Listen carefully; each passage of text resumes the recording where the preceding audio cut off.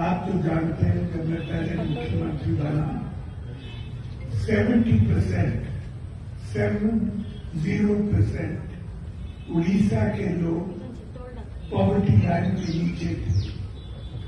अब 10% ही नए हमारा हर प्रोग्राम हेल्थ हो, एजुकेशन हो, इरिगेशन हो, एग्रीकल्चर हो, महिला मानव के लिए सब कुछ हमने छुआ है और सुंदर काम करा है।